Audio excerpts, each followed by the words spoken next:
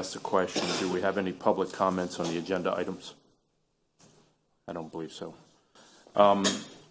We'll move right on to step one, approval of the minutes. And yes, these are the minutes from 29 January 2018. We've tried to have a series of meetings prior to this one here, but of course, with everybody's schedule, we were unable. So if anybody would move to approve those minutes. So moved. Second. Okay, we have a move. We have a second. All in favor? Aye. Any nays? Okay, none. So that's been approved. Thank you. We do have a series of presentations coming up.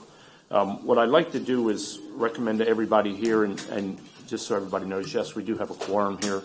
We're treating this as a working group session, if you will, of course, with approval at the end of this session for the priorities. Then we'll move those priorities to the board. So just wanted to put that out there, and then I'll turn it over to Jeff right now. All right. Thank you, Mr. Chair. Good morning, board members, committee members. As Chairman McLean mentioned, today is really a workshop in which you all will be working to define exactly what our state legislative agenda will be going into 2019. As you noticed by the minutes that you just approved, we have not had a meeting in about 10 months. That is not for not trying to have a meeting during those 10 months, but we did make a commitment to the board that we would get this committee together. We would start working on the agenda. We will be bringing this to the November board, which is, I believe, a week from today, for approval, and staff will be moving forward with that. So as you see in a workshop type environment, we have executive staff up at the dais. Mr. Presley is up here. We also have subject matter expertise in the audience, which, and I don't want to call you all out, but I need Dan and Shannon to move further over so I can see you and make eye contact if I have to. Thanks. So it's, although it is a committee, we have a more formal presentation by our state legislative support, Holland and Knight. But the staff discussion that we will really get into the nitty gritty of what that 19 agenda is going to look like can be a little more informal. And we can call on the expertise of our subject matter experts on these typical on these topics. So with that, I'll turn it back over to the chair. Okay, thank you, Jeff. And again, this is a working group session, so we will keep it somewhat informal, if you will, or less formal as we work through the issues. So I'm going to turn this over to Holland and Knight for our first presentation. That's the 2019 state legislative session. Look ahead. Thank you, Mr. Chair, and members of the board and staff members. Mark Delgado and I chair the firm's Florida Government Advocacy Team. And I have offices in Tampa, where I live, and in Tallahassee. Mark lives in Tallahassee. We've had offices in Tallahassee for over 30 years and have a substantial lobby team handling various matters. I'm obviously very familiar with HART. I've been the mayor of the city of Tampa when it got started, so I don't think I'm going to need a primer in terms of what you're all about and what your needs may be. The firm also is involved, obviously, in the process of elections. We have our own political action committee that we are active with and participate throughout the election process as we are at the moment. And we are going to do I just press in this? There you go. We'd like to start just with an overall in terms of where we see the election as we move towards November 6th, which is in the next week. So it's pretty close. In the Florida Senate, as in the Florida House, we don't expect a change in majority. There may be a change in the number, but not necessarily in the majority who will be majority. At least that is our opinion at this point. There's only a handful of competitive seats statewide in the Senate. Bill Galvano, who at one time represented parts of Hillsborough County, now he does not, is the incoming president, assuming that the Republicans maintain majority. I personally have known Bill Galvano since my election in '86 when he was a teenager, and he was involved in our campaign, so we go back a long way, and in terms of relationship. Oddly enough, two of the seats that are most contested in the Senate that's up for grabs is one in Hillsborough County, the Dana Young, Janet Cruz race, and then across the bay with Hooper and Murphy. And those are two of the handful of races that are really competitive across the state. As we all know, each leader that gets elected president or speaker has their own priorities. And they change based on who they are, where they come from, and what they see the state needing. We believe that Bill Galvano, as you can see up there, will look at business in terms of regulatory system, employment quality, and higher education, opioid epidemic, and of course we have the hurricane issue in terms of funding, which will be a competitor in terms of rightfully so, competitive for sources of income to help rebuild some of the cities in the Panhandle that got blasted so badly by Hurricane Michael. On the House side, our new speaker will be out of Dade County. Clearly, he will know what traffic is all about. I'm coming around with Dade County, so that may be a plus in terms of being able to deal with him in terms of this subject matter. Again, here there's a handful of seats that are at play. We have some vacancies in Hillsborough County that are being contested, so we don't know which way that may go yet. Clearly, once we know what the winners are, we will be working our own delegation first, and still should be the friendliest towards what it is we're pursuing. But we have, I believe, what is it called, two new, possibly new House members in terms of vacancies that have to be filled.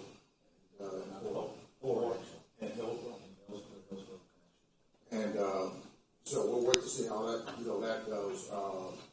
Mark has had a relationship with the speaker-elect for some time, so I think that he can speak to that when he gets up here to explain more of the detail of the legislative process. But I think we're in good shape with the top leadership of both houses by past relationships in terms of knowing who they are before they got the position that they're going to hold for the next 2 years. The executive branch of government, oddly enough, we have 3 alumni running for state office from Holiday Knight. DeSantis is a former Holiday Knight attorney. Ashley Moody is a former Holiday Knight attorney. And Fry is a former Holiday Knight attorney. So that's kind of unique in terms of one firm having 3 statewide candidates at the same time. We don't know what the outcome is going to be. It's hotly contested. Some races are more visible. Obviously, like the governor's race is pretty visible. The attorney general race is somewhat visible, as is the CFO. And the Commissioner of Agriculture race, neither candidate has all that much money to get themselves very well known, so it's hard to tell where that may be going. But they at times serving as a governor candidate can be helpful on issues that will be of interest to us, and being in touch with them and knowing who they are and working with them. Sometimes you can gain their assistance because it jives with what it is that's out of their own agenda. So we'll be working with them as well. To get out to vote, there's been decent voting. I don't know what was the percent the last time we looked. Voting was from the standpoint of about 43% Republican vote and 40% Democratic vote, and then other mix. So it's pretty of the early voting going on. So I suspect that there being good weather on the 6th, the turnout should be pretty decent. Now, the impact of the elections. Clearly, there's a new governor. New governor, no matter what it may be, it's going to be a new governor. There's going to be a new Secretary of Transportation, no matter who wins. There'll be new budget people, new policy people. There'll be some carryover for a short period of time. By coincidence, I'm meeting for Tallahassee as soon as I get done here for a news conference tomorrow. I'm the board of Florida Tax Watch.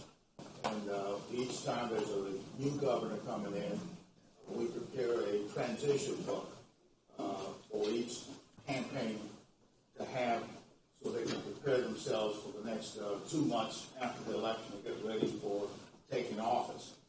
So we're going to Tallahassee tomorrow, with 11 o'clock news conference, where we'll hand each campaign a guidebook in terms of transition and all the things that need to be done between now and the time they get sworn in January. So we've been heavily involved with that process as well. We've had, as I've said, over 30 years in Tallahassee working with state governments. So we have worked with members of both parties. We're not concerned with who wins the election in terms of being able to represent you. We have people like Jim Davis, who was here the last time we were here, was a former Democratic congressman and a member of the Florida House. We also have Ron Klein, a former congressman, also former member of the Florida House. So therefore, we're covered no matter which way it goes in the legislative process or the executive branch. So our goal is to be sure that our clients get served. And therefore, we are bipartisan in terms of being able to come up with proper staff to deal with the issues that are involved. So we're not, concerned that by virtue of either Republican or Democrat winning, that we won't have the access that's necessary.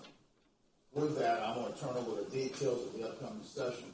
Let me add one thing, too. One of the things that I believe is really important in making the case for HART is what the ports and airports have been able to do over a number of years. They made themselves vital for business development. And I think we can convince the legislature and the governor's office that ground transportation is vital for economic development. That's why airports and ports have gotten special appropriations, because it convinced the state government that with their ability to move people, move goods, that it enhances business development. And I think we have to put transit in the same category. That in order to move people around, in order to attract business, particularly as we're urbanizing more and more, that you got to be able to move people to the workplace.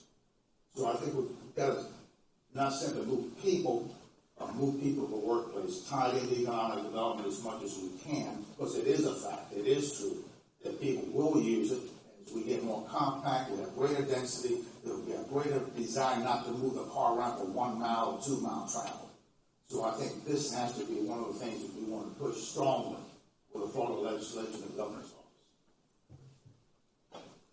All right, so thank you, Governor. I'm going to go ahead and move into some of the details and the process that we're going to be confronted with as the backdrop for the policy discussion that you're going to have.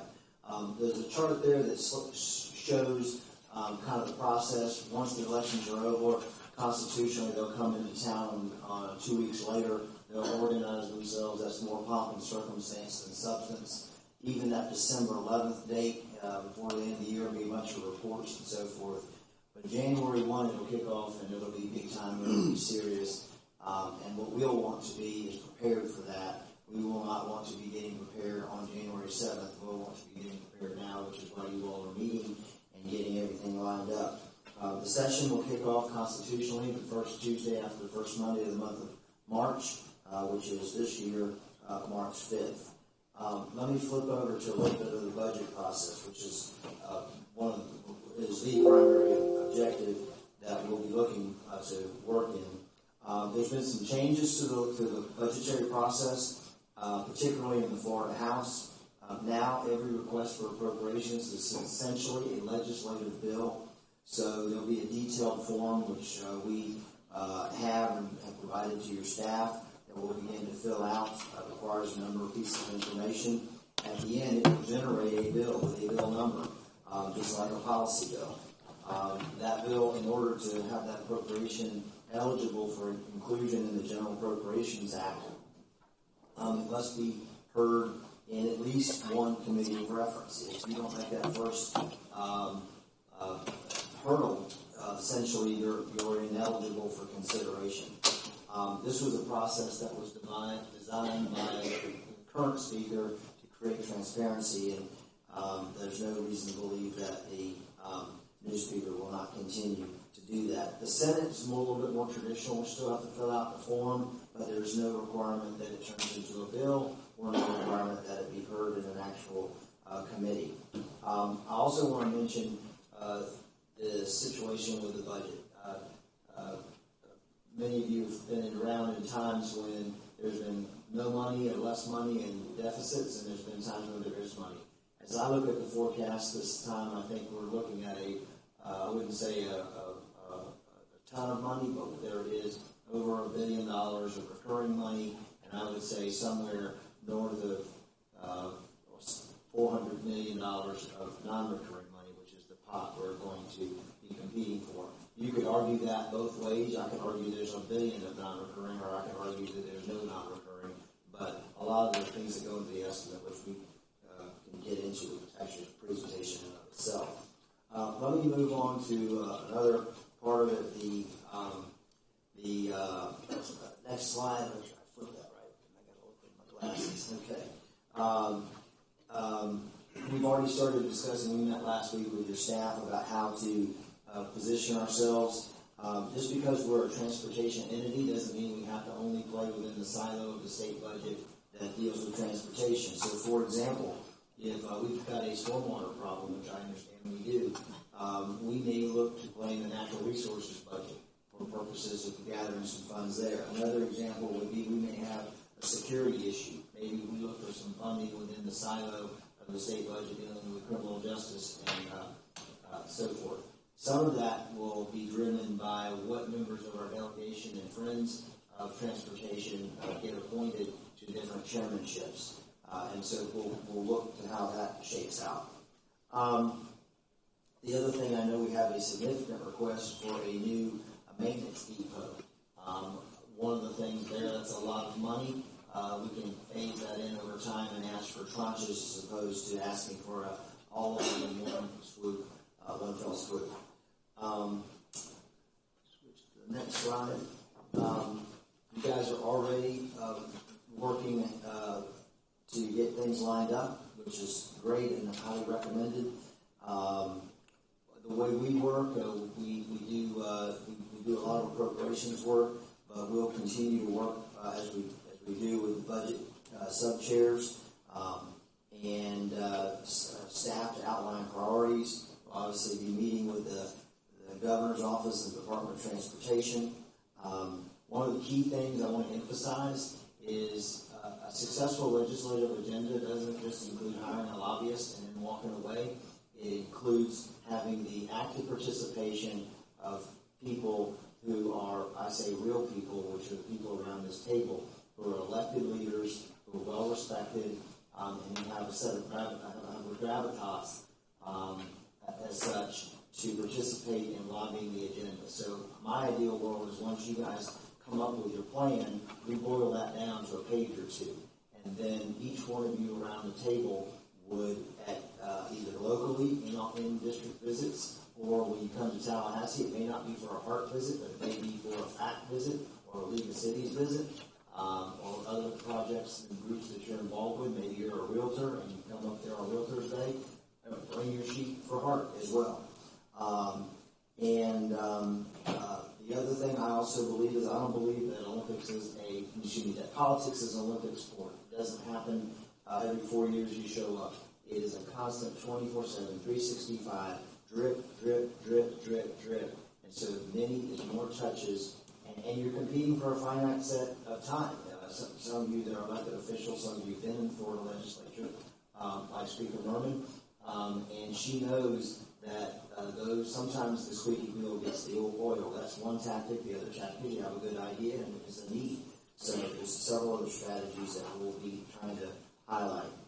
Flip one more page, Jerry, make sure I'm not going too far. Before you move forward, just for the rest of the board members, we're moving this towards a more informal session, if you will. So if you have questions throughout the conversation, we do want to have a conversation versus the normal process. So if anything pops up, please speak up. Thank you.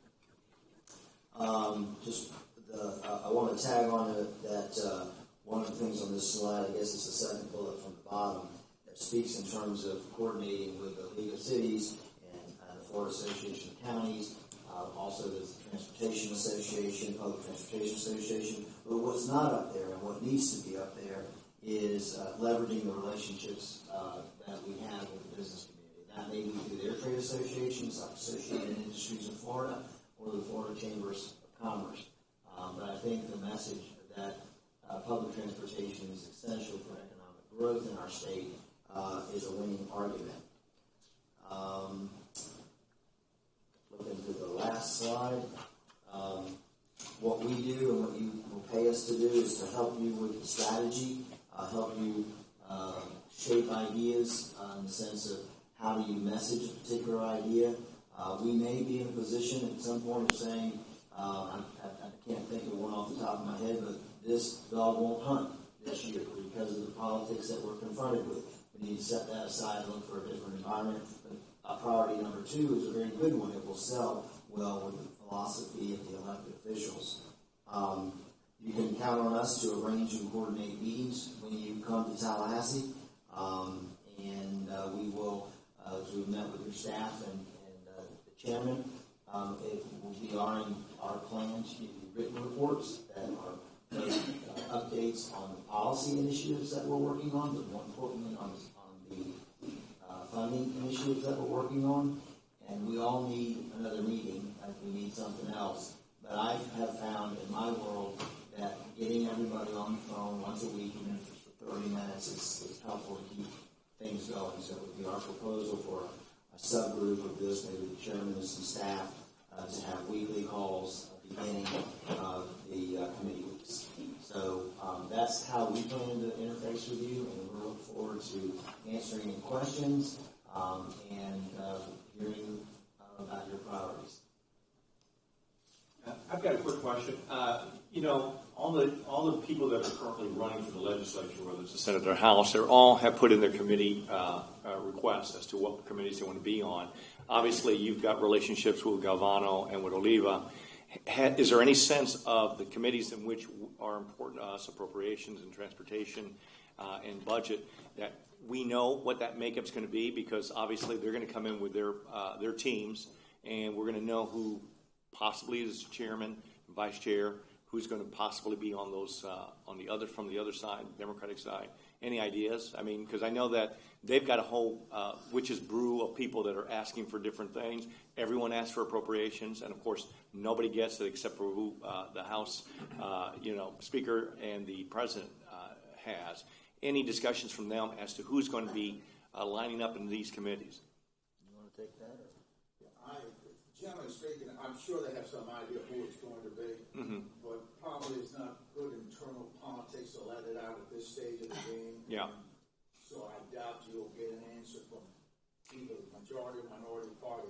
Well, here's the question. I'm sorry, Governor, but the question is that based on your relationships, who do you think is going to be on these boards so that we can start prioritizing the contacts that we make with certain members of each committee, so that we don't spin the wheels with, we're going to have some new people in the Hillsborough delegation. They're not going to have any real power yet. If they become a member of the leadership, maybe, but, chances of that happening is probably going to be, pretty rare.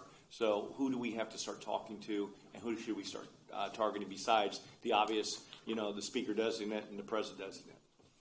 Well, you can always take the names, because you don't want your opinion out there when the President or the Speaker has made a choice. So sure. I'm not going to name names, but clearly there are some that have had a lot of years of experience. Yeah. Some are involved in tough battles. Should they win, that may be a reward for having won. We're fortunate here in the past, across the bay, you had Transportation Chairman Jeff Brandish. I don't know whether he would want that again. I have no idea. Right. We'll have to wait for that. You have a long-term senator, Tom Lee from Hillsborough County. Don't know what he will want to chair. So that's always hard to make a choice. I do believe that there will be leaders, at least on the Senate side, from our area. I'm not going to name which ones may be, but I haven't been told either, so I would be speculating. I don't think you want me to be speculating who it may be. The House is a little bit more difficult because there's so many more of them. Yeah. And therefore it's always harder. sometimes a leader chooses disproportionately from a geographic area they come from. Mainly because that's the area, the region they represent, so therefore they may elect to choose leaders that are more appropriate to the geographic area that he or she comes from. So that's a decision they have to make. So offhand, I'm not going to name who's going to be one, because I really don't know. I can only speculate, and I don't necessarily want it out on the record that I'm speculating who's going to be Okay. leaders of a committee. Thank you, Governor. Appreciate it. Thank you. Thank you for the presentation. I have actual specific questions. We've talked about our operations facility, and I think it's our number one priority.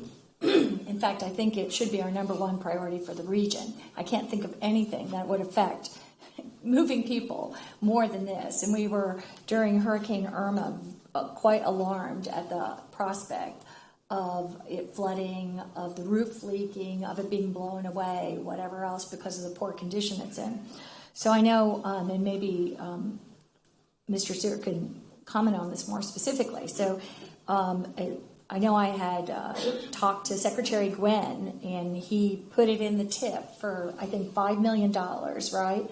So with just in days, they allocated that, and I think that is going to go for the stormwater, dealing with the stormwater. Is that correct? So, and I know in all, or at least I think, it's another $35 million for the rest of the project.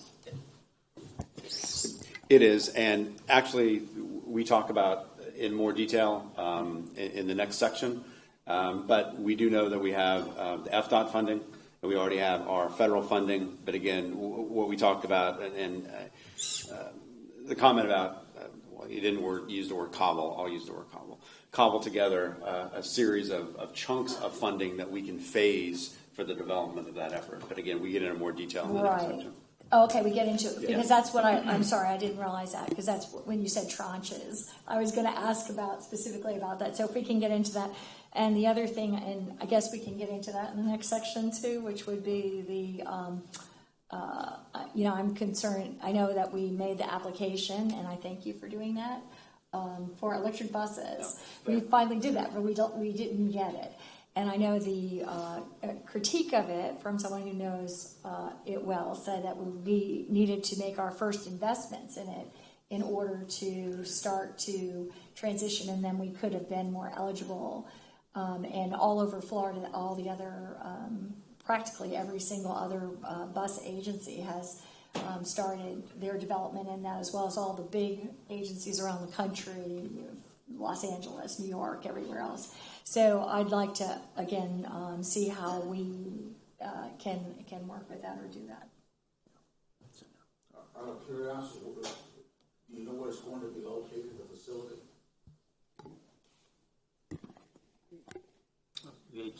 It's, when we get to the next section, we'll expound on that. Oh, sorry. Thank you, Mr. Chair. Thank you, gentlemen, for coming this morning and speaking with us. I'm very encouraged by your presentation, and Governor, it's an honor to hear from you and your experience.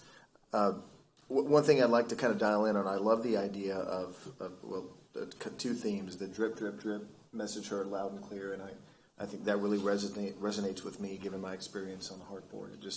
I can see that approach is something that we need to be more robust on and really embrace. And just the people here at the boardroom table today, I think I'm really glad we're having that conversation about just that having it in mind and it being a persistent thing, not just something we ping on every quarter.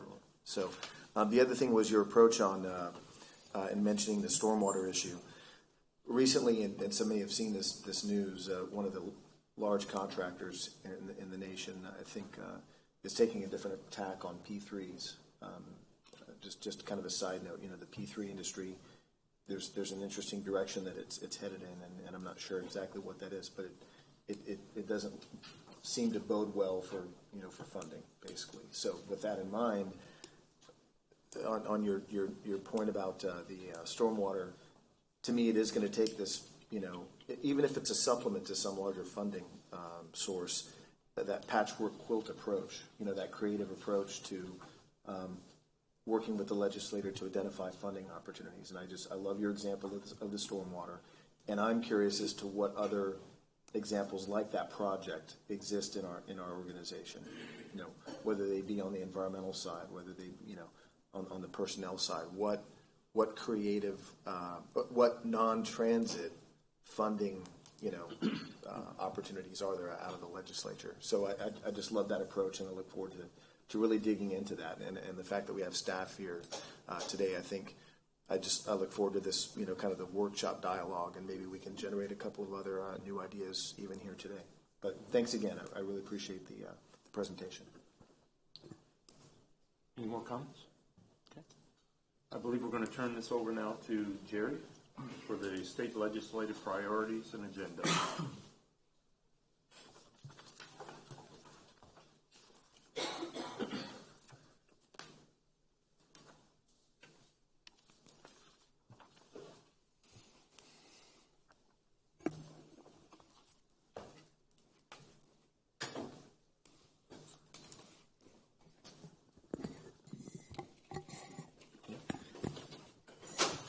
All right, as we tee up this presentation, a couple of comments before we get into Jared's presentation.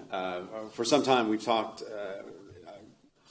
been here 7 years on November the 1st, and every year we've talked about having a very robust legislative agenda. The federal side, we typically do a pretty good job of knowing what we want and knowing what we want to go after based on that typical year's CIP, or what we know is the transportation topic du jour of the year. The state, however, I think we haven't done a very good job over the last few years of really addressing and having a very static, a very comprehensive agenda to be able to go after those recurring and non-recurring funds that may or may not be available each year. And I think what you're going to see today as we walk through this agenda proposal for you is, one, the HART key initiatives that we have talked about steadily over the last couple of years. I don't think you're going to see anything on this recommended list that you haven't seen before or we haven't talked about. This is really codifying it, solidifying it, and putting the weight of the HART board behind it. Something else that we haven't really done in the past is we focused on funding. We focused on going after the financial ask, which obviously we need to do, and we need to do it aggressively. But we haven't really taken a stance on transportation policy issues that may come up during the legislative session that, although money may not be attached to them, they would impact our ability to provide transportation services and innovative services as we move forward. Everything from rideshare and TNCs to AV legislation. We're seeing the impact of not really being in that discussion at the federal level, but what you'll see today is some recommendations for us to be in that conversation at the state level, at least. So with that, I'll turn it over to Jerry. But again, a lot you're going to see here is not new, but the static and what we've been talking about. So, Jerry. Thank you. Thank you very much. Jerry Crossley, Senior Manager of Government and Business Relations. Before we start the presentation, I just want to reiterate that this is a workshop. It is intended for it to be interactive. So even though I have a presentation, the presentation is really there to just serve as a guide to kind of keep us on tracks and maximize the opportunity for the discussions in the room. As each of you know, the HART staff has been actively working on implementing our 180-day action plan for our government relations program. And the development of the 2019 legislative agenda is a key component of that action plan. This agenda that we are working on should identify HART's funding and policy priorities for the next year and include local, state, and federal priorities.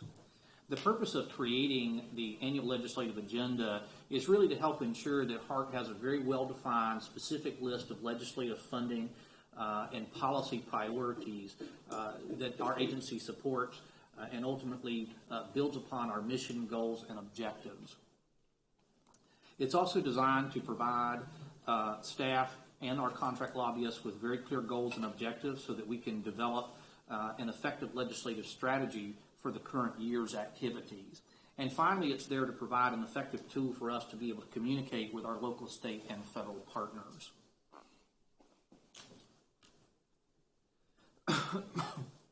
Now, just very briefly, I just want to kind of go over kind of the roles and responsibilities as it relates to the legislative agenda, and I know you guys are very aware of what your role is. But just as a reminder, the goal is to actively discuss and debate the policies and funding priority recommendations, to develop a final list of policy and funding priorities for our annual short and long-range agendas that we will be working on this year, and to formally make a recommendation for our legislative agenda to the HART Board of Directors, and finally, to actively work with staff and contract lobbyists to promote and build support among our local, state, and federal partners. The role of staff in this process is to actively identify policy and funding priorities that help to support our mission. We are here to help develop a list of recommended policies and present that to this committee and to the HART Board of Directors for its approval and consideration. We are also here to make sure that we are providing you with all the technical assistance and guidance as we go through this process. So if you have questions or you need additional information for you to make a decision, we're here to serve you and help you in that process, understand these issues. And finally, our job and responsibility is to execute the adopted legislative agenda.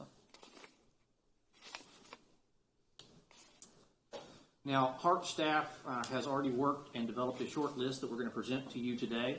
There are two categories: the funding priority recommendations. These are unfunded capital projects that have a critical or nature or a significant importance to our mission as an agency. We recommend that there be no more than 2 to 3 projects selected under the funding priorities. And then under the policy recommendations, these are public policy issues that have an immediate or significant impact on HART's mission as well. And we also recommend that you select no more than 3 or 4 selected policies statements for each legislative year. So the process for selecting priorities, well, of course, we're going to present you with a list of recommended priorities. We're asking that the committee individually consider and debate the relevance and the priority level of each of the recommendations that are presented to you today. You will also have an opportunity to discuss and recommend your own priorities that are not presented by staff. And finally, the committee will finalize the legislative priorities and make a formal recommendation for the Board of Directors at the November 5th meeting to approve.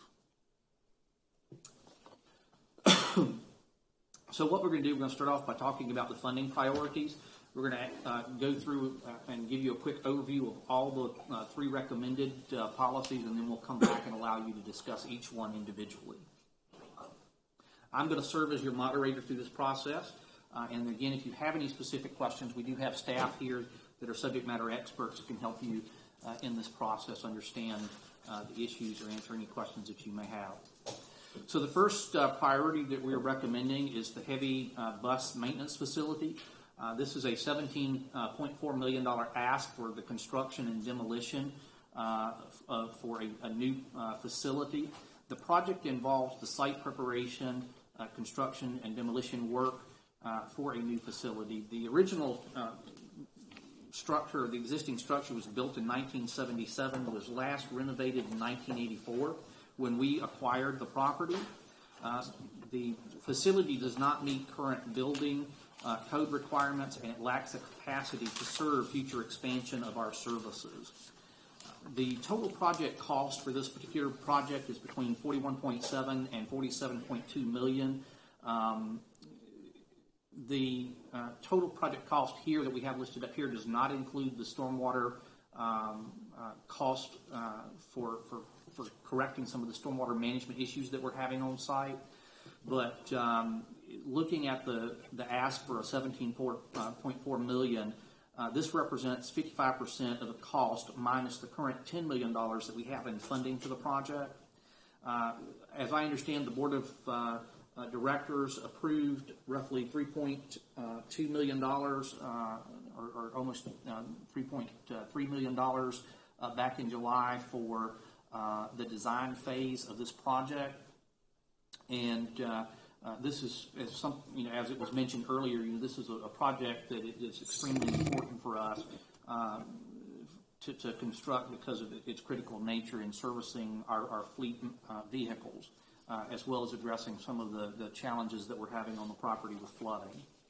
Can I ask you a question, Jerry? You've got $17.4 million for construction and demolition. I'm looking at the backup material. You got 22.8. That's the total cost for the construction and demolition of that one building, or? Well, actually, and just unfortunately, you have to ignore the backup material. We were incorrect on the 22.1 million, the original ask, and that was a mathematical error on my part. Okay, all right. I was not taking into account the current 10 million that we had in place and some other. That's okay. I just want to make sure if it was a 5 and change shortfall, 5 million and change shortfall, that's one thing, because the other stuff includes all the other things we need to do when it comes to flooding and all the other stuff. And also, this is at this location right now. This is the 40th Street location where we have our bus. 21st, excuse me. Yes, I always screw that up because I always think about 40th Street. So anyway, but we had been talking about, and I just go hand in glove with this. We had been talking about expanding bus service, so that meant that we would have to get another facility in order to go forward with it. How does that all affect each other if the referendum passes next week? Because that's the whole, that's the biggest question we have right now. All right. So if I can, first, if I can take your comments, questions in two pieces. First, let's talk about the funding. The 17.4, we have received $5 million of federal funding. We're anticipating $5 million of state funding from FDOT through the TIP. The 17.4 million represents and you've heard me say this 1,000 times, that we can ask for the moon, but if we don't have a match, it's just makes no sense to do that. In any event, $17.4 million ask equates to about a $3.48 million 20% match on our part. Based on our fund balance and based on how we've been growing at, that is, irrespective of the referendum, that is the amount that I feel comfortable that we could support as a match going into the next year or 2 fiscal years. So that's why that amount has changed, and it does take into account the money that's already been appropriated. The second, and you flip to the next slide, put a note in here about the referendum. Right. So as Mr. Presley mentioned, the board approved the design.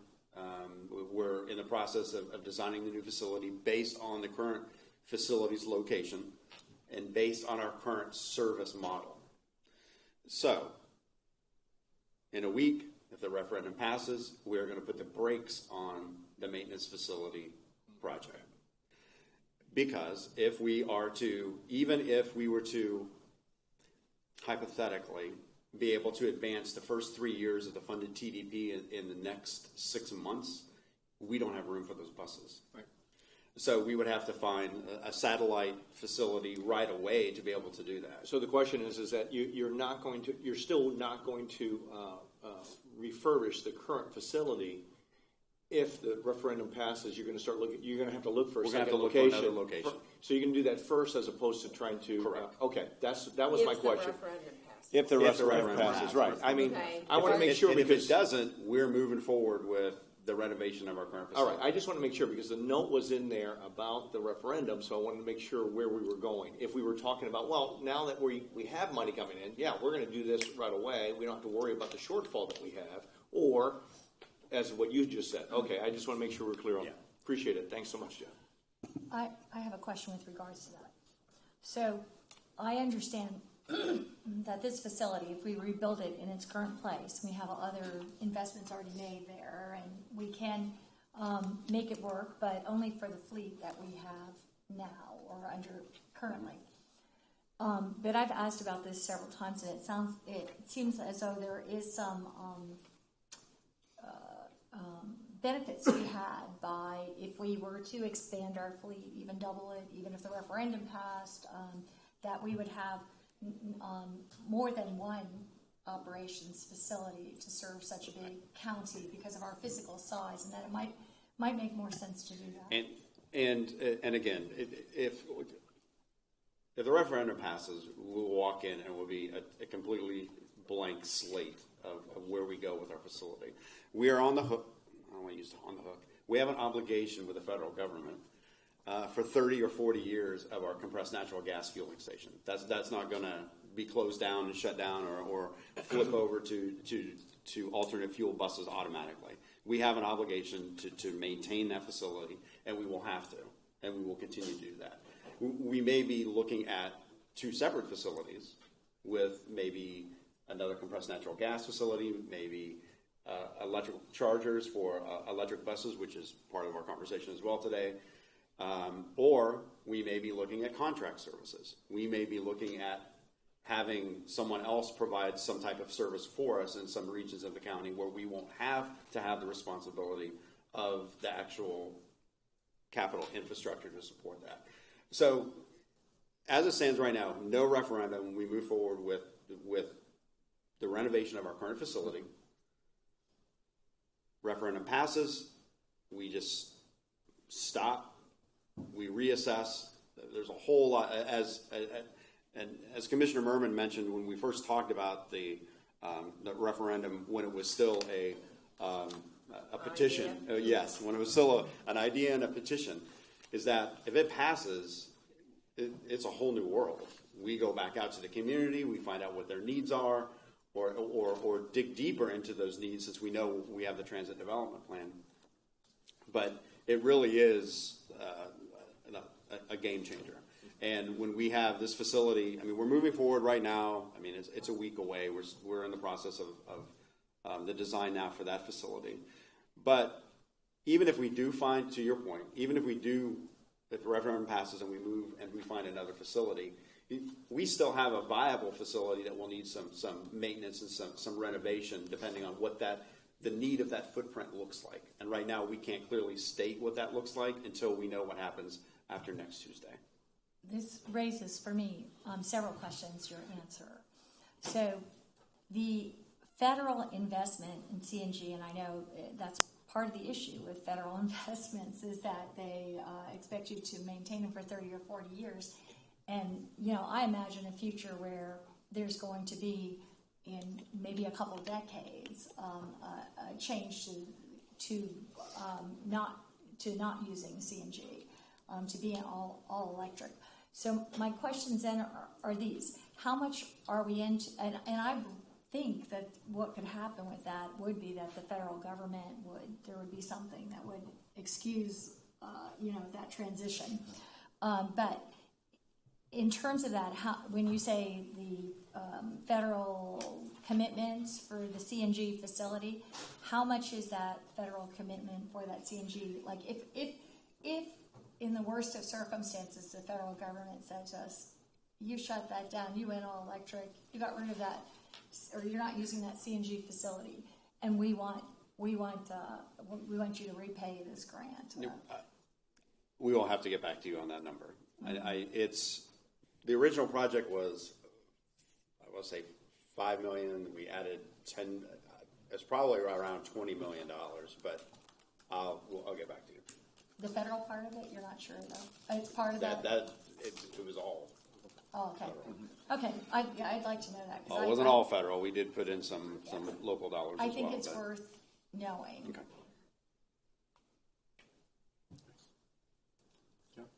Thank you, Mr. Chair. I think just from the standpoint of, given next week, the way that I'm looking at today's meeting is really kind of in the context of, our current situation, because, and not to assume that something may or may not happen, but I think it'll be, I think it might be most effective if we look at things from where we are today in that context. So just that's my thought. Yeah, and I believe you'll see that throughout the rest of the priorities.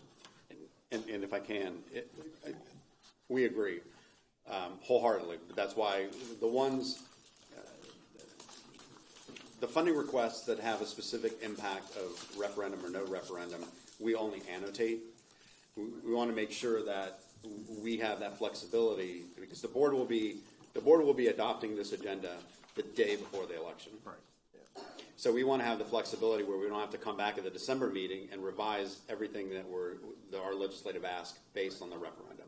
Will the referendum change the tone of our ask? Absolutely. But we need something substantial to be able to take a week from today to the board to get approved, await the outcome of the election the following day, but still move forward with the flexibility of our asks most likely will not be changing. The scope or the depth or the need of those asks will change. Does that make sense?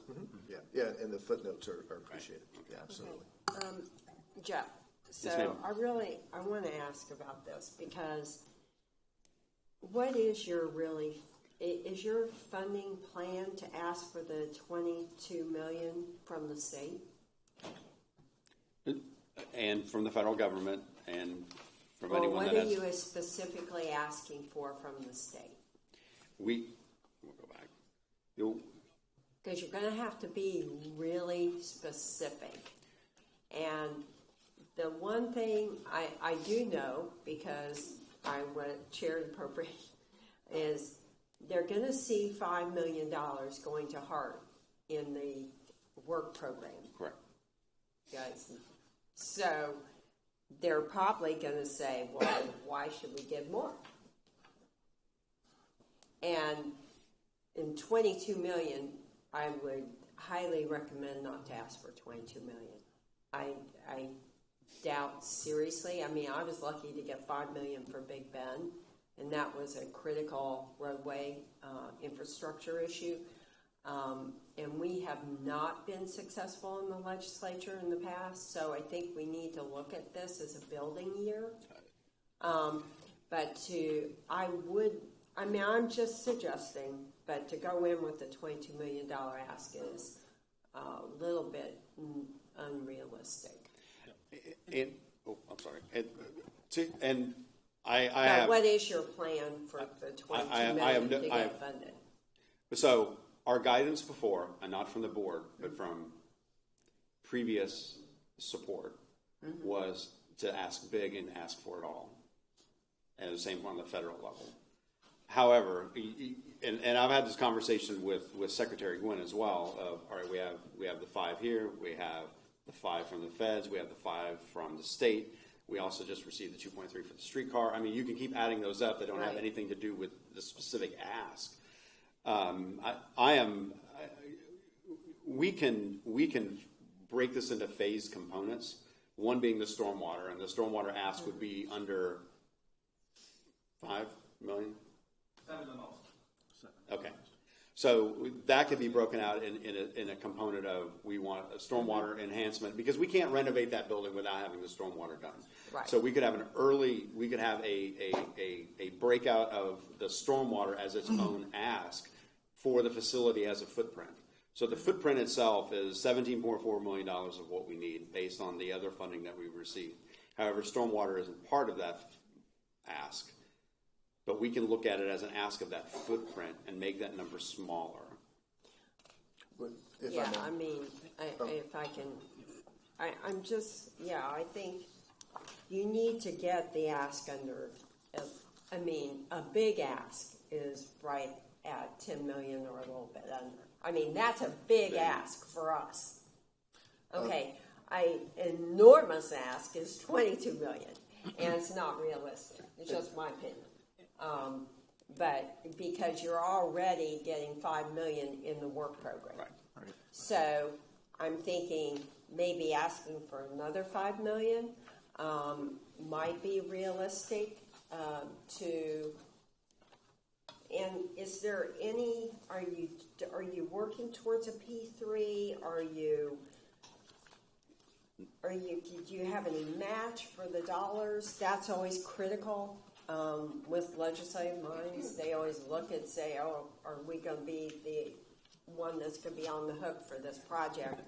And they don't always like that. And that ask is predicated on the maximum amount of asks that we would have available in this fiscal year or next fiscal year, which is right around $4 million. So we can't go above. I mean, to your point, we couldn't go for even a bigger ask because we don't have the match.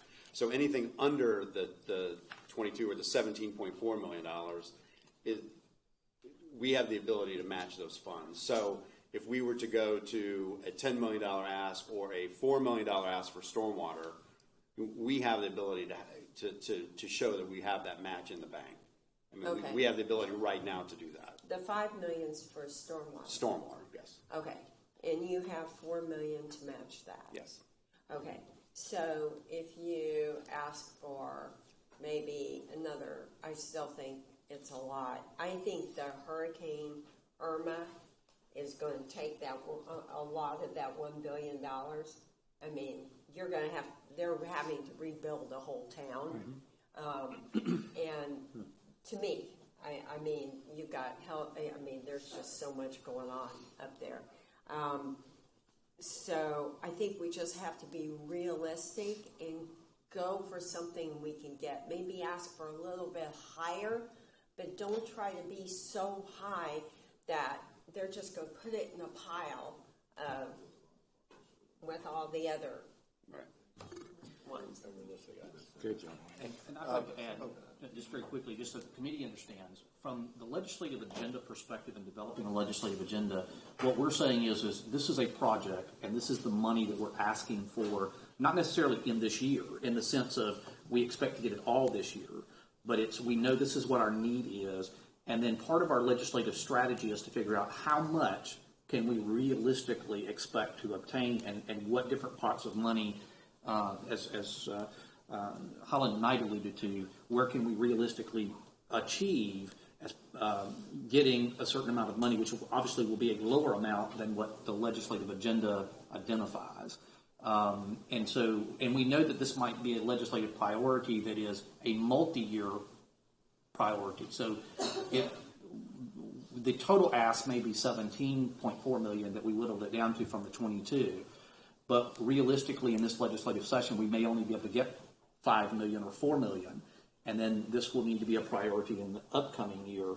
And it's not just for the state; it's also for the federal. So we're looking at this as defining what our legislative agenda is as a whole, both on a state and local level and a federal level, and then how can we create a strategy that pieces together different fundings from the state, from the federal, and make it a workable project. And I'll be honest, I would have expected to see that today, the $22 million, and how we're going to get there. Going to get there. I think that, I mean, it's fine to read all that, and it's great information, but I think we need to know how we're going to get there. I think to just throw it up in the air and say, oh, well, you know, I've heard 5, 4, 5, 10, you know, we've now got a lot of numbers thrown out there. So I think we need to have a plan. And that's going to be critical when you're writing up an ask for the legislature. Yes, ma'am. And that's the next step is we want to go ahead and define what our agenda is, and then the next step is to develop the legislative strategy piece of this, and to come back to you with the legislative strategy that says this is how we're going to go forward. This is our communication strategy, and these are the things that we'll be going forward from specific numbers to achieve what we're looking to accomplish. Okay, so I mean, maybe I just know too much about the process. Yes, ma'am. You got to have a one-pager that That is the really plan. That is the plan. distinctly Right. describes your plan and your strategy. I understand what you're saying. I think it's all great, but we've got probably 10, 15 days to get our plan done. We're in a legislative committee. We're supposed to be presenting to the board. We should have a plan. That's all I'm saying. All right, I'm going to admit something. I'm wet behind the ears on this stuff, okay? But what I see here is, and again, Commissioner Merman, I want to really acknowledge having you in the room today. If you weren't here and we didn't hear these realities, we would never know. As far as where we're at, I think it's great. I think the conversation is great. We have the experts here. We have us here. We have staff here. I don't want to jump ahead in the slides, but what I would like to say is what I see is staff has given us kind of, all right, here's kind of the dream, or from the state legislature. Here's the dream number or the big ask, and you've well pointed out that we have to dial it down.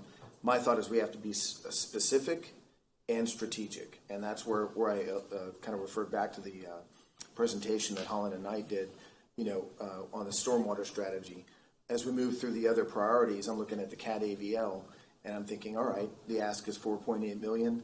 Well, is there some kind of tech or innovation money that, over here on the appropriation side where we need to connect maybe 2 million? I don't know. So, and it's a numbers game. So with my, being wet behind the ears, what I'm appreciating today is we're getting a glimpse into how this works, again, with your experience. And we do get to, I don't know. I'm really encouraged because we get to have the conversation, give staff better direction, specifics, and a little bit of strategy and reality. And it's a numbers game. So let's say we do our 3 asks, we have some number. Are we, and Commissioner Mervin, I defer to you, we're not going to get all 3, right? Oh, We're not gonna okay, get all so 3. here's my Right. next. We might get 1. I would limit to 1 Right. and stick to it. So do you even ask for all 3? You're No. saying you don't even No. go with 3? Really? Go with 1. Really? Okay. That's an I mean, eye-opener. because you're I didn't asking know. for a big amount, and it is going to be a member appropriation ask. But it's just to- not going right. to be from DOT, other than DOT's got an ask in there, but usually the work programs get funded, unless, a member of the legislature has a dispute over something they're asking for. But because you're asking for a little bit more, I think I would just stick with that. That's your big priority.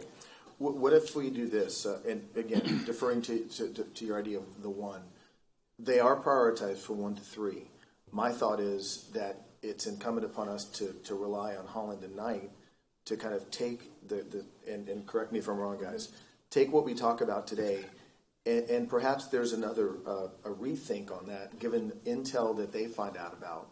And they might say, you know what, you thought that number 1 was your priority, but based upon what we know here, you need to reconsider something else. I know we only have 10 days or so to do that, but I definitely would not ask for 3. You could have a backup, but I think it's. well, I think we Yeah, could. we- my We didn't suggestion- want to put it all, everything in one basket is what we were trying to do. We were trying to give some alternatives here. And as John mentioned, we wanted to have, this is a priority list, 1, 2, 3. And if for some reason we got shut down, so to speak, on 1, then at least we had others. Or if there was a member out there that was high on technology and said, wait a minute, I'm interested in your CAD. Can we help you out there? We wanted to have that option to flex. Okay, It- so it here's set how as it priority. works. Here's how it works. You have to go to a member to sponsor your ask. Correct. And then you want to go in front of the delegation meeting and say, here's what we're asking for. If you have a lot of high dollar ask, basically they're just going to write you off. It's going to be, go over their head. I do agree on the technology. Sometimes there's a big push for technology in the legislature. Yeah, you can have that as a backup. But theoretically, you want to go with an ask, and you've got a member sponsor in both the House and the Senate, and you want all those members to get behind that ask. Mm-hmm. But they can also know, you can educate them about other needs you have, but this is what our priority is. Because if you get off the page, then you're going to have dueling ask, and basically it's under HART. It's probably going to fall under transportation. Depending on who the chair is, will depend on how much we get. If I may, just a quick follow-up. So I think, just from an effectiveness standpoint, talking about priority 1, and it is still priority 1, right? Unless there's something else. We revise it to $5 million or some number thereabout, and relate it to stormwater. Is that acceptable if we revisit that? Yeah. As far as direction to. And this is where you can educate everybody. I think when we go forward with these, I think we need to show the total cost of what it will take to do. Now, that doesn't mean that's what we're asking for. Correct, right. And I think if you get specific, and again, this is where I could be corrected, if you go in there and ask for stormwater, okay, that we could actually find that in a different pot of money, and somebody might tell me differently, but I would prefer to go in there, as we mentioned before, with the 17.4 and understanding we get what we can get versus what I'm saying is I like to set that bar higher as opposed to lower. And then if we get anything in between, then that's more money than that we had Is before. the 5 million tip though money? That's for stormwater, I don't know. is it? I don't know. Yes. Yes. Okay, So, but it's in the work program, which means it's going to be in their transportation. Yes. I mean, you can try. What I would do is ask for 5 million for the stormwater, and then tell DOT you want the 5 million for the facility. And we have. That's what I thought. So I guess, if I can, Yeah. a couple things. So from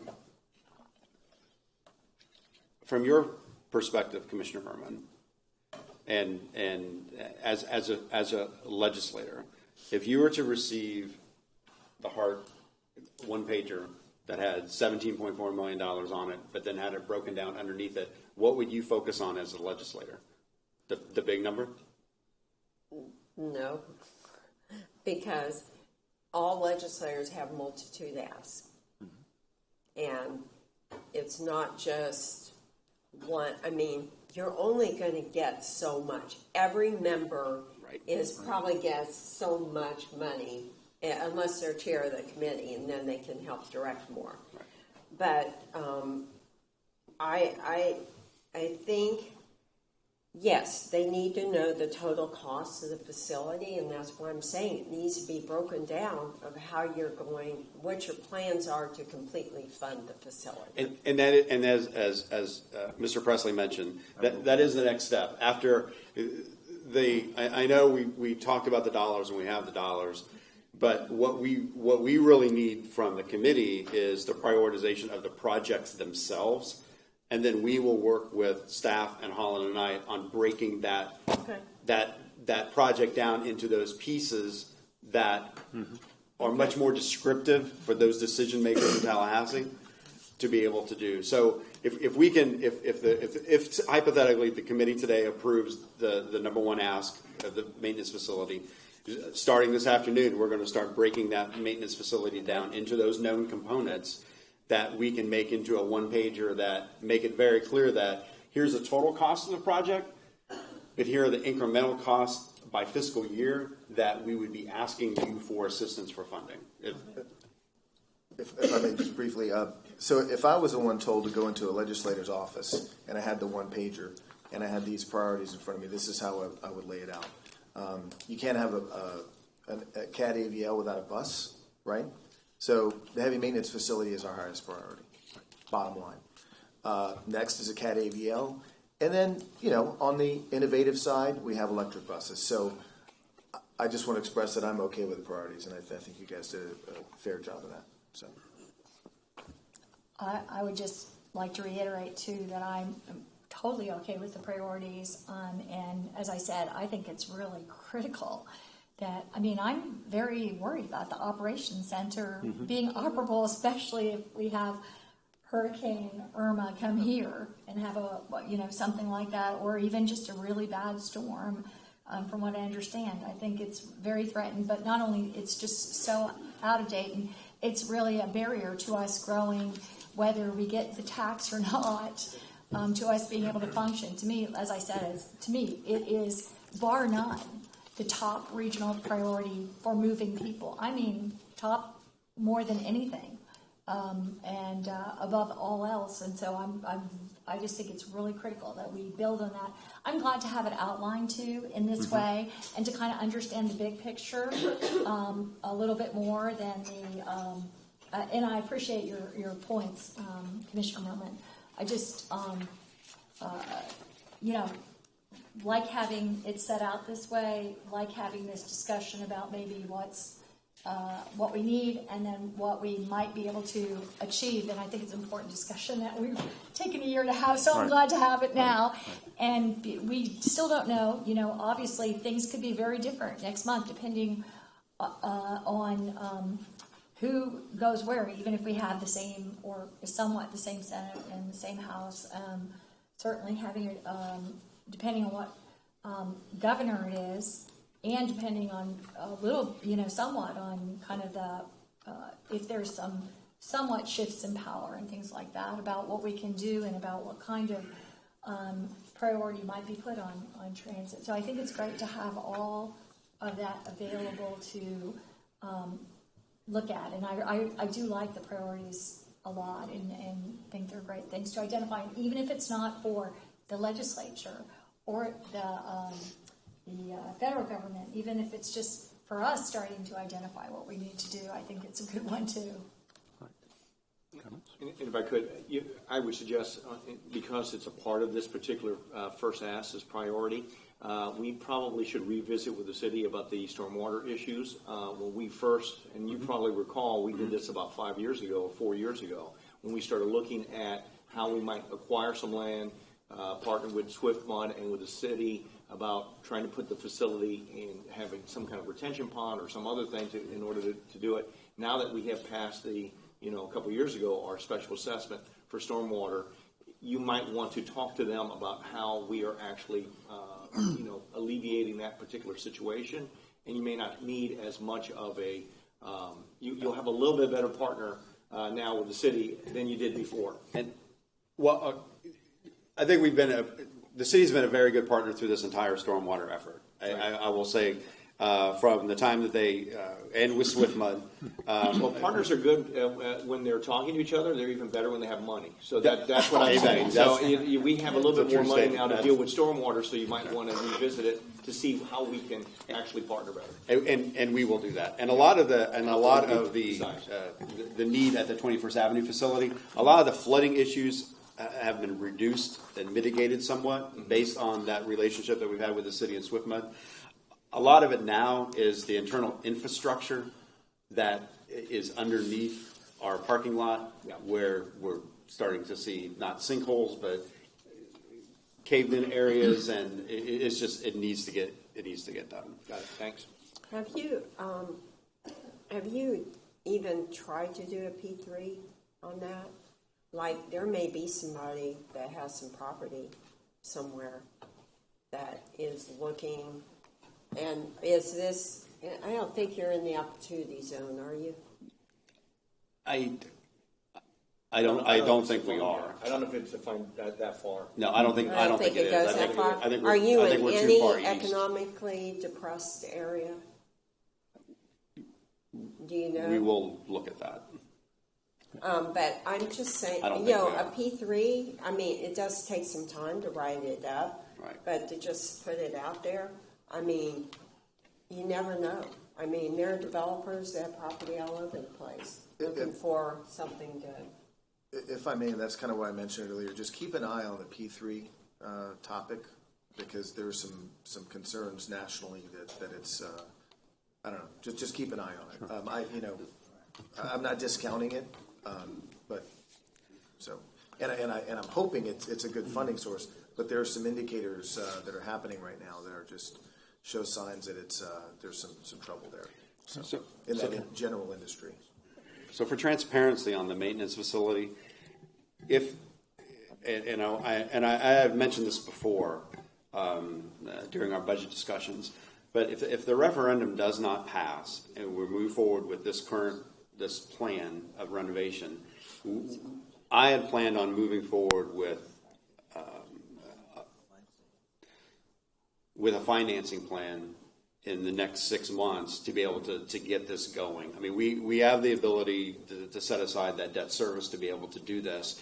And with any components of this additional funding that we would get from the state or for the federal government, we'll just whittle that amount down to a lesser amount to borrow. But I put a hold on that discussion with any outside financial entities until we find out what happens during the elections. So if the referendum does not pass, we're still going to move forward. I mean, we have to get that facility done. It has to get done before the next couple of hurricane seasons come and go. I agree. We have to do it. So irrespective of the actual funding that we would receive, we're moving forward no matter what. If we don't get another dime from the feds or from the state, the maintenance facility has to get done, and we'll be using local dollars to accomplish that.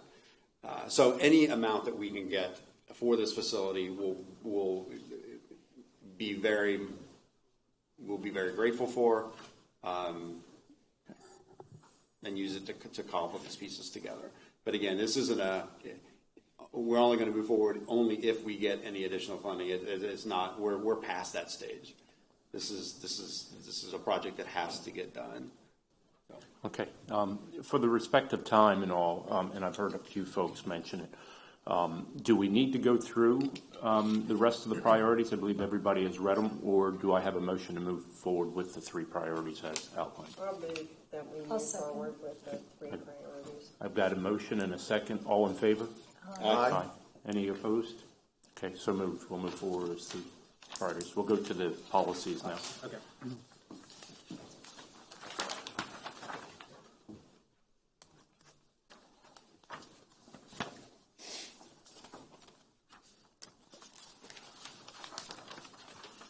All right. So on our priority discussions, again, these are recommendations coming from staff. This committee can choose to move a policy issue forward, or it can choose to not move it forward, and again, you will have opportunity to discuss your own policy issues. The first policy priority that we will discuss today is in relation to the automated vehicle technology. As you may be aware, HART has a current AV project that we have been working on. There's been a lot of policy changes that have been coming out of Congress, out of our executive branch with the National Highway Traffic Safety Administration and the U.S. DOT. And it's important for us because of the current project that we have. So what we're doing is we're making the recommendation that HART will adopt the following policy statement as it relates to automated technology. We will actively support legislation, policy, rules, and regulations that promote a safe environment for testing and implementing AV technologies in the Tampa Bay region and the state of Florida, create uniformity in regulations and policies, and support reasonable retention of information and data. We've been partnering with the FDOT since May of 2016 on our project. In August of 2018, NHTSA placed a hold on AV waivers due to safety concerns, and then on October the 3rd, the U.S. DOT released a modification of its automated vehicle guidance policies, rules, and regulations known as version 3.0 regarding this new technology. Now, HART wants to ensure that any new laws, rules, regulations, or policy changes helps to promote public safety, obviously, that it creates uniformity and it supports the testing and implementation of this new technology, and that it does not unreasonably inhibit or obstruct HART's AV project for the future.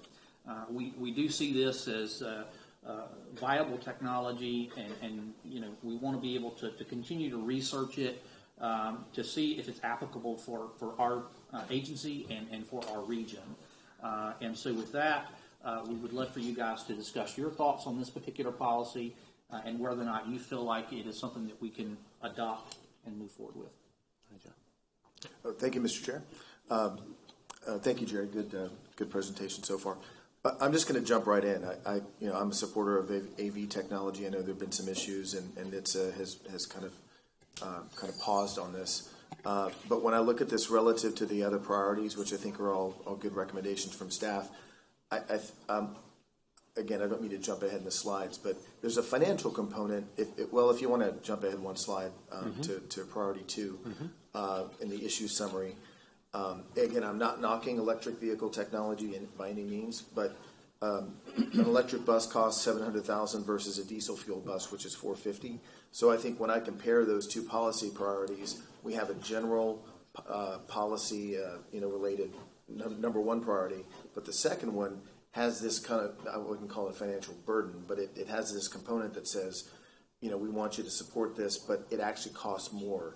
So from a priority standpoint, I like the idea of going with AV as number one and with the EV as, after that. Because funding is our challenge. And Commissioner Merman, I think her approach to this, now that we have Holland and Knight on board on building blocks, I think we need to look at it that way. And so I support the first two priorities in this order.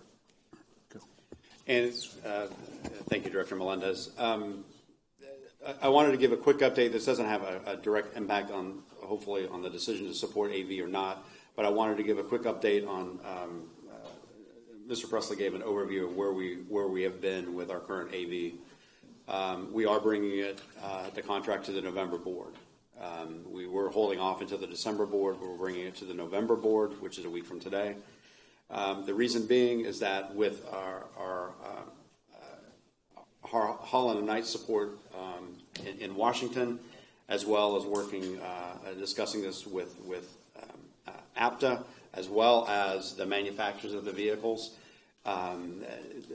We feel that there is an ability to work through this waiver issue, but it is a catch-22. You can't apply for a waiver until you have a signed contract to deliver AV services in a specific corridor. So we don't know specifically if our waiver will be denied until we award the contract and apply for the waiver. So instead of holding this off, we're just going to move forward with the contract award in November, have our contractor go through the process of requesting the waiver for the Marion Transit Way corridor, and then hypothetically, if the waiver is granted, then we're good. If it is not able to be granted, we have the ability throughout the contract of them not being able to provide the crux of the contract deliverable to void or cancel that contract. So the safest way for us to proceed now is just to award the contract and then go through the waiver process. So I know I had said I was going to kick this to the end of the year. We feel now, based on the conversations that the manufacturers have had with NHTSA and those in the executive branch, that let's award, move through the waiver process. Dan, is that summarized? Okay. So next Monday, we will be bringing that back to the board for approval. The committee has already reviewed it, but we will present again and go through that process. But we're ready to move forward. So now that that's moving forward, it shows the importance of this is one of our legislative priorities as a policy directive of really having the state work on setting forth the standards and the regulations for safety and operation within the urban corridors in the state of Florida. I don't think it's been lockstep with the federal government. This tells our legislative delegation that we support AV technology and we support regulations, policies, and laws that allow us to deliver this type of service. I think. Vice Chair. Thank you. I very much recommend priority number 2 as a first priority. And the reason I do that is, as I've stated so many times before, is I do believe that the entire automotive car fleet, truck fleets, bus fleets everywhere are moving to electric. I know, Director Melendez, you just stated the difference between diesel at 300,000 bus and 700,000. It says here for electric bus 700,000, but we're not buying any more diesel buses, from what I understand.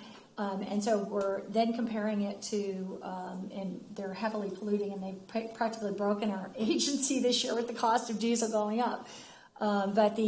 Then we have the CNG at $450,000, but over the lifetime of the buses, both in repair and cost for fuel, it significantly saves us money to move to electric vehicles.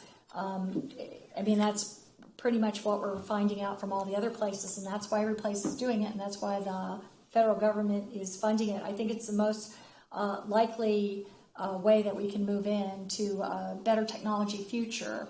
And I feel totally comfortable with making that a first priority and making it first a priority, but making it a first priority rather than a second priority. I have some discomfort with the automated vehicle as it's stated here. And that's just that I keep up on all the automated vehicle technology. I know that Steve Wozniak made a big statement a couple weeks ago that was kind of shook things a bit, and he said that there's no way to make automated vehicles safe, and there's no way to do the kinds of, he saw it as being decades and decades off. The problem, as we know, there have been accidents or are issues that are happening. I can tell you that when I was here, and there was, I think it was May was the automated. So I rode their vehicle twice here in a demonstration, and the very first time, and I'm not sure whose issue it was, but our vehicle and everybody on the vehicle let out a scream because we were almost like smashed by a HART bus. And that was pretty scary. And then the second time I got on it, and I wasn't sure what the issue was or why that happened, but we pushed us almost into the other oncoming lane of traffic. The second time was that we went around and it was a marked crosswalk, and there was a woman crossing it, and she had a shopping cart of some sort, could have been a baby stroller, whatever, but our automated vehicle did not stop. And we had our driver who hit the brakes, and we all lurched forward. I think that there are significant issues that are still remain to be resolved. So, I think there's in the second one we have, and does not unreasonably inhibit or obstruct HART's AV project. We have HART wants to ensure that any new law, rule, or regulation or policy change promotes public safety, yes. Creates uniformity and supports testing and implementation, that's fine, of this new technology. But I am uncomfortable with does not unreasonably inhibit or obstruct HART's AV project, because I think if it's safety that is the thing that would do that, then that's an okay obstruction. And the actual policy recommendation that we're recommending, and that was kind of in the description side that you saw that particular language. Right. But the actual recommended policy is that HART will actively support legislation, policy, rules, and regulations that promote safe environment for testing and implementing AV technologies in the Tampa Bay region in the state of Florida, creates uniformity in regulation and policies, and supports reasonable retention of information and data. That's the precise policy. That's fine, and I'd make that a second priority. And I just wanted to speak, though, to the that part of it, which was the recommended priority, the logic behind it, to say that last sentence makes me feel very uncomfortable because of, I think, safety, and making sure that these operate.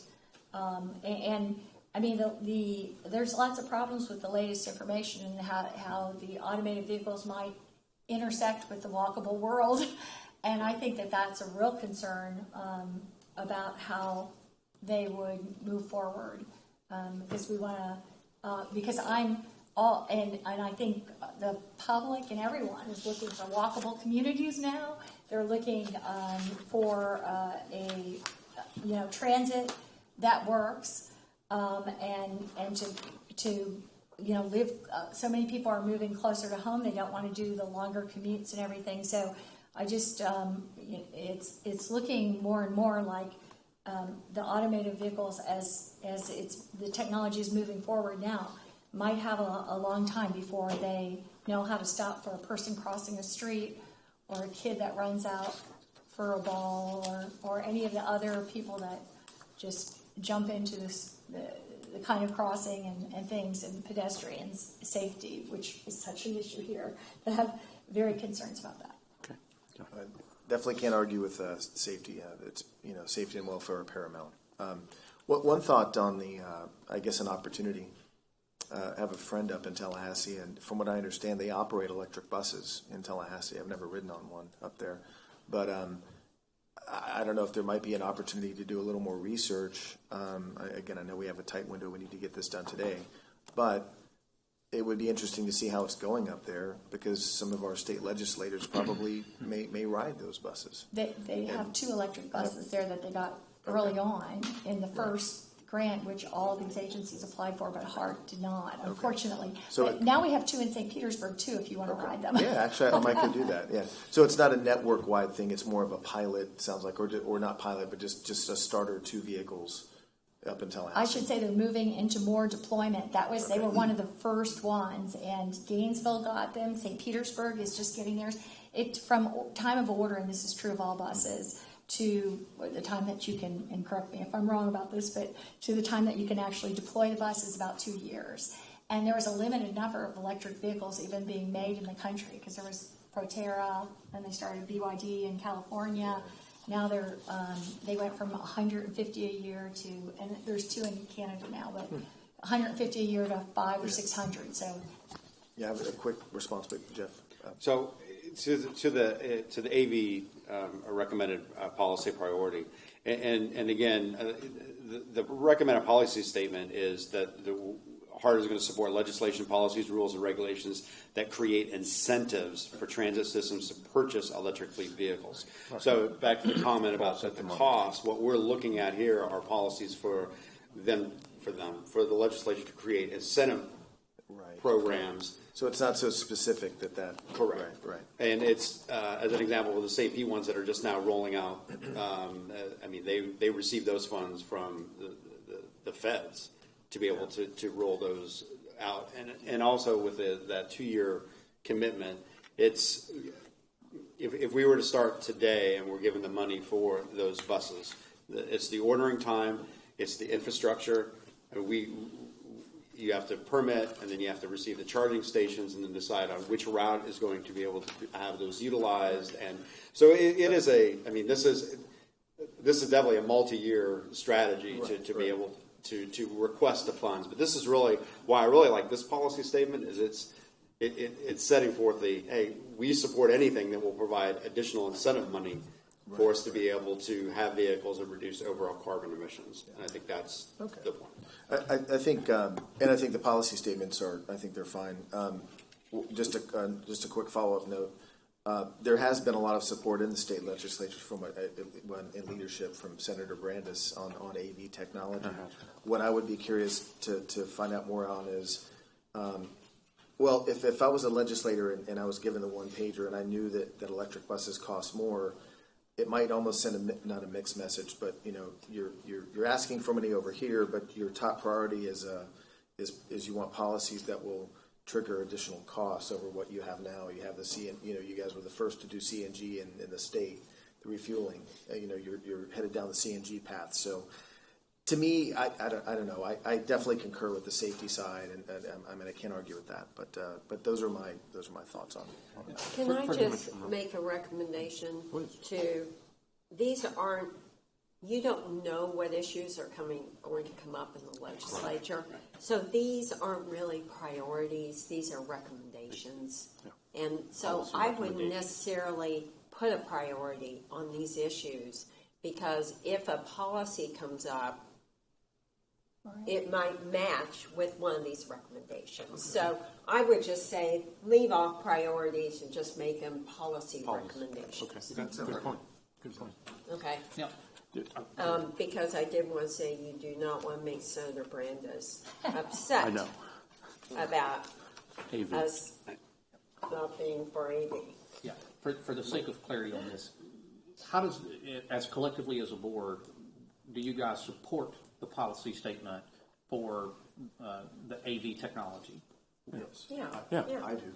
Yeah. I mean, So let's talk then about, we talked a little bit about the recommended policy statement for policy 2 already, but for the policy statement of HART will support legislation and policy rules and regulations that create incentives for transit systems to purchase electric vehicles. Do you guys support that? We're there. As a policy statement? Sure. I have a question. Yep. On all of these, you have at the top, is this just a mistake? Electric vehicle AV technology instead Yes. of EV? Yeah, it's just a EV. mistake. Yeah, that's what I thought. Okay. Yeah, that's EV. Just wanted to be clear. AV electric buses. No. That's a good one. That was And go to policy 3 here. Can't have Okay, AV in so it. the next one is the regulatory compliance and unfunded mandates. The recommended statement is that HART will actively support legislation that provides funding for local government agencies to meet the state and federal mandated regulatory compliance. HART will also actively educate federal and state elected officials regarding the challenges created by state and federal policies, et cetera, that create a financial burden on local agencies without offering a financial program that assists such local agencies with compliance. As you all know, regulatory compliance is one of the biggest challenges that we face and transit agencies face in general. A lot of regulations come down from the federal and state level. ADA is perhaps one of the most challenging of those, and they often don't provide the funding that's needed for implementation. And this kind of goes hand in hand with the CAT AVL situation that we have. We've got equipment that is reaching its life cycle, and we have ADA regulations that mandate us to provide this service that we need to provide. And so what we want to ensure moving forward is that when it comes to any new regulations that come out, whether it's regarding ADA or regarding transit services, that if they change the policy on us and there is a financial cost or burden that is associated with that new cost, that we are actively working with them to help create a funding mechanism that will help us to become compliant as an agency. And so, this is an issue that I think is not only near and dear to us, it's near and dear to all local governments and all local government agencies across the board, and we definitely want to support that. Hey, go back to your statement, Jerry, though, your policy statement again. I have a question about this. Where does this come from? Is this like a model that was used elsewhere? I think it's just a general statement that's been crafted, just within, As much as I don't like being forced on unfunded mandates as a lawyer, ADA compliance, ADA law is a federal law. Yep. So rather than state law, and as much as I believe that, because as I understand it, about 1/6 of our budget here is spent on providing to those who need it, who cannot ride our regular buses during our routes and stuff. I think that should be something that the public and that we should talk about more and be understood more. And I really think it would be something that the state, I would like to see them, do that for all communities in terms of operations entirely statewide. But I'm not sure about in terms of placing it as an unfunded mandate, as much as looking at that we would look to the state for operational dollars, or to the federal government for operational dollars to provide. and we can certainly change that wording. Because I feel uncomfortable with the way this is phrased, or the, That's why I went back to it. yeah. Yeah, absolutely. And we can take a look at that wording and come up with because essentially what's going to be there is within, it won't say, and I use that, the title, just as a general category title, not necessarily as the title that will be used in the documents. So we will just have a policy statement, and the policy statement will appear in there as it's written here. And it won't say, we won't mention the funded mandate. I would say a policy too of where we try to secure funding to do, to meet criteria. We try and secure federal and state funding to in operations as well to and capital and operations to meet ADA mandates. Just one substantive note there. So you're saying you want to change this to say that we will seek it, but I think that kind of runs. The language in the current statement says that they will provide. So it's kind of changing the substantive nature of the whole policy statement if we change it to seek, because then that puts the burden back on us, which is the whole point of the policy statement. Well, I guess we could say we believe they should provide, or that's what I was trying to say. I believe they should provide Kind of the soften operations language. to make us to help to support us to meet these mandates. So a little, just a tweaking of the language, Just a small tweak. but that doesn't lose the intent or the spirit of the statement. No, except that I would, instead of kind of having difference with the mandates themselves, that we should get that support. The only comment I had on the statement was, and correct me if I'm wrong, the elected officials here, I don't like to say educate, we're going to educate somebody. I'd rather say we're going to discuss with them.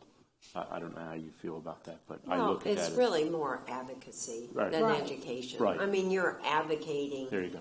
Thank for for policies that don't create financial burdens. I mean, when they put the homestead exemption on the ballot, that's going to create a financial burden. That's an unfunded mandate. So I think, they're famous for doing that. The state is. So you gotta leave the words the way they are, but I think you can always add, we would like to get financial assistance to comply.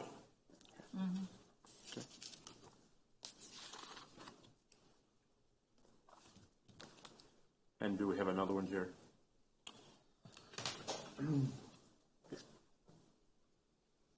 So this was other issues that came up, and so this has to do with the prohibitions on passing a stop transit vehicle.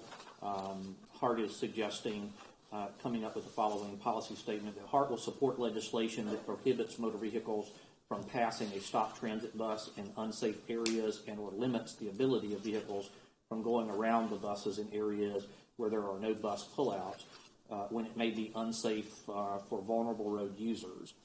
This has to do with basically essentially treating a transit bus in certain areas, a two-lane rural highway where there's limited ability for someone to pass or pass safely, kind of treating our transit bus like a school bus. And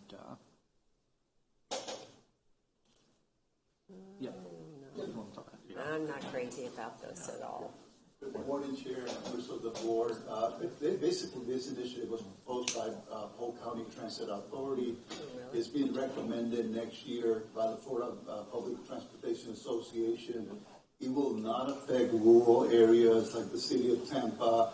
It will mainly affect very narrow roads where there are no bus pullouts. And what has happened in the past is that vehicles trying to pass a bus have caused accidents, either with pedestrians were trying to cross in front of the bus.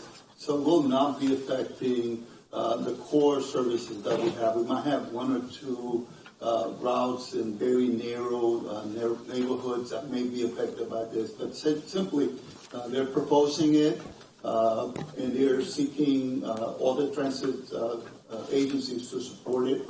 As I said before, it is proposed by Polk County Transit Authority.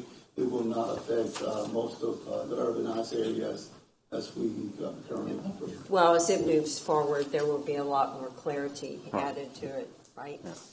Yeah, I think so. My name is Kyle. if it does move forward. Director of Safety with HART. One of the key things I would mention as an analogy to it is currently there is a yield to the bus law that we have where it's really a tool within a law enforcement officer's toolbox to where they're not going to be pulling people over all the time, but if there is a violation, they'd be able to cite someone at that stronger penalty. So in terms of as you're framing this and thinking about whether to support this policy recommendation or not, I give that example of the yield to bus law as something that's really law enforcement is going to have that discretion based on the unique situation. So it's not a broad brush on every single situation that may occur. Right. I'll support it the way it is. I don't think it's until it gets clarity through what they're doing in the state. Just a very quick side comment, Mr. Chair. Yeah, I think again, safety is paramount, and I think that what's interesting about this is that it actually relates to potential innovation or AV or connected vehicle technology where, yes, you can implement a law, but isn't it even that much more effective to actually improve technology so people don't make that mistake, you know? Right. So Right. I'm looking forward to those opportunities as well. My first thought on it was it's resource intensive, but as Commissioner Merman mentioned, this will be debated heavily as it goes forward. So, Absolutely. okay, all right. All right, so the way I see it right now is we've got four of what I would say are policy statements out there, if you will. We're going to, if I'm not mistaken, we're going to drop priorities off of it and just say these are four of our policy statements. And I'll move that we recommend it to the board. Do I have a second? I'll second. Okay, got a second. All in favor? Aye. Okay. Any Yeah. opposed? I just have a question before. Yes, ma'am. I just wondered, because I had kind of recommended a little bit of tweaking of some of that. So are we doing, when we move forward with that It's tweaking with that the we tweaks. Yeah, seem with to the agree on? changes. Just Yeah, wanted to with the make sure. changes on there. Right, Yeah. yeah. Okay. So that- I'm for it. Okay, and that's been approved with the changes, recommended changes, okay? All right. I believe this concludes our meeting. Any last I comments? do. Oh, you go first. Go right You ahead. had your hand up Oh, first. I just wanted to say that I'm really pleased to have this meeting and to be really discussing these really important priorities. In fact, I'm so excited about this. I can think about 10 other things to start to bring up and start to think about moving forward. But I'm very, very happy that we took this step. I thank you very much for Chair McLean for putting this together. And I think it was a really productive and good discussion. So. Just real quick, two things. Are there any of the items on any of the lists that we could partner with Pinellas on? Because that's always been kind of a bugaboo. And plus, Chris Sprouse from St. Pete is going to be the incoming speaker the following 2 years. So they have a lot of clout in Pinellas right now with him being the incoming speaker. So I'm just suggesting that you may want to get a partnership going with Pinellas on maybe some of the funding items or policy. I would suggest on the CAD ABL stuff, That's perfect. that's the first place to start. Perfect. Yeah. Yeah. Great. And as a matter of fact, we have the PSTA legislative priorities. They just finished up theirs within the last week, and they don't align with ours, but they are pretty close, and I'll work with Mr. Why don't you Miller work on- with them and see if there's a joint ask we can make or something? Because I do think that, and given that our bus shelter might be a regional, maybe there, I don't know, it just get creative I'll work with Brent. because it does help.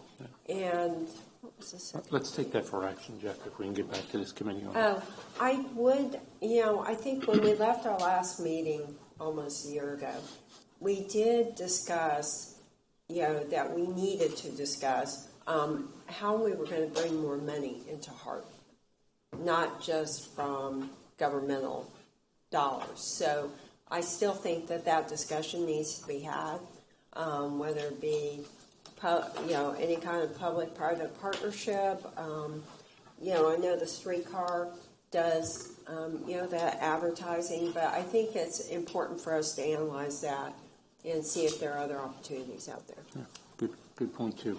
We can take that for action, but I believe part of it is the Finance and Budget Committee too. Right? Absolutely. And I know I brought up P3s quite a couple times today. That was more on the construction side nationally. Okay. I think I'm all for it. I think I agree with Commissioner Berman. Because you're talking about general business partnerships and things like that. I mean, we're doing one on the ferry. We're doing one on a community center up in New Tampa, and so far so good. Yeah. So I want to echo. Yeah, I agree. Yep. Absolutely. I've always thought a natural would be, although I don't know if we, if this passes, the referendum passes, but at West Shore, it's always struck me about the fact that it just seems like they could definitely support a circulator service in some kind of P3 fashion. If West Shore is, and I think that was on the list for a circulator. And I would definitely meet with the West Shore Alliance. Mm-hmm. And I think that's what we can do. A lot of these circulators, unfortunately, probably not as much in South County because, they don't have the business density like they do at West Shore. But actually, even Hyde Park up to Tampa Heights, over to Ybor, there's certainly possibilities there too. But I think we've just got to start to get creative. And I know if you need assistance, we have people in the county that can give you direction. Fantastic. And just a suggestion about that, we did the study with them. We went to the West Shore Alliance. This was a few years back. The hotels were really the things that were keeping us back. They did not want to buy in. They did not want to be a participant. They did not want to put any dollars in or even to do advertising because they have their own little shuttle that takes people around, which to me is ridiculous. They could save money both on the vehicle, on the insurance, on paying a driver, all this other stuff, and they weren't willing to get involved in it. So just, dust off what we talked about before because we did do a study on it. And There's a new study now. I know, I understand that. I'm just saying we need to make sure that the buy-in, when we start talking about partnerships with people, they have to be willing participants, Oh, yeah. And that's the problem. They weren't willing to participate with us. So, appreciate it. Just one final note. Now that we have gotten the 2019 legislative recommendations, I would like for you guys to start thinking about a short-term legislative agenda, coming up with a 3 to 5 year plan for our legislative strategy. And hopefully this will be something we'll bring back up at your next committee meeting. Okay, thank you. And as I close, I want to say thank you to all our elected officials right here. I think your inputs are invaluable to how we kind of shape this, priorities and how we move forward. So thank you very much for the great inputs and for the active participation here by all. I appreciate it very much. Okay. Thank you.